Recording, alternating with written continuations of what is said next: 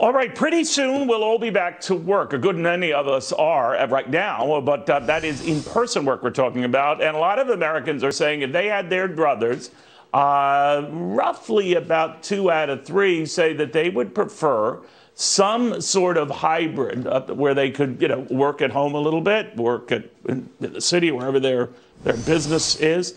That's what their goal is. Now we'll see what the bosses say. John Hilsenrath, Wall Street Journal Global Economics Editor, Fox News contributor. Rebecca Walser back with us, Walser Wealth Management, the CEO.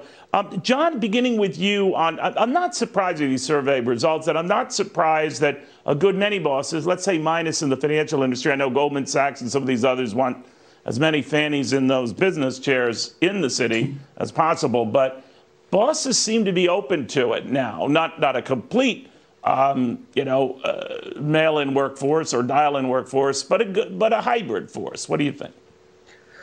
Yeah, well, I'd say that there are 2 things about this. One is that only certain kinds of workers are going to enjoy this kind of luxury and benefit. It's going to tend to be white-collar workers, and it's going to tend to be higher-income white-collar workers.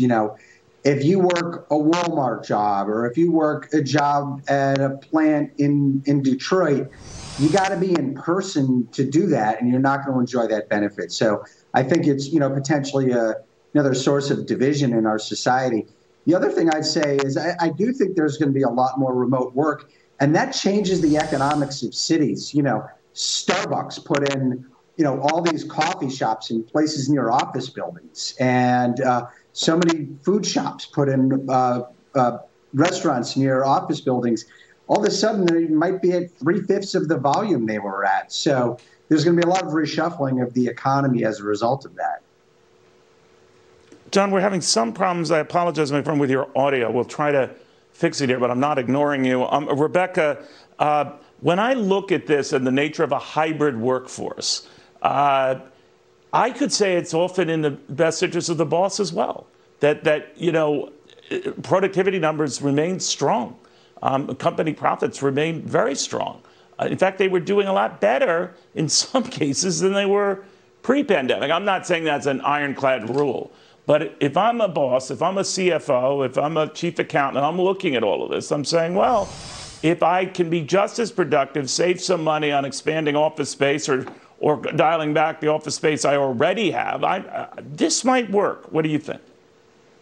I think you're exactly right, Neil. And I do love that John described it as a luxury, because it is a luxury, right? Unless you're blue collar, just like you talked about, service-based businesses, they have to be in person to actually deliver their job. But for people that can and are doing computer-based work that can do it remotely, it is great to not have to do the commute, not have to, whether it's, a train or a drive or whatever it is, but it does fundamentally, Neil, it fundamentally changes a couple of things. So not only does that boss need to care more about the productivity numbers that you're talking about, but now we start getting into, do we need to remotely monitor through technology what this employee is doing and what privacy concerns are there from that perspective? But then economically, as far as the entire country goes, you are looking at the complete shifting of how cities even came to be. We consolidated in locations, urban centers, because there was commerce, right? Now, if that commerce is much more distributed, we are looking at the revamping, the fourth industrial revolution, and the revamping of how things actually work. So it is a huge shift that we're on the precipice of. All right, we'll watch it very closely. Rebecca, I want to thank you. John, I want to thank you. I apologize again for some of these audio issues. It's nothing personal, and hopefully we'll get that fixed in the very, very near future. The corner wall.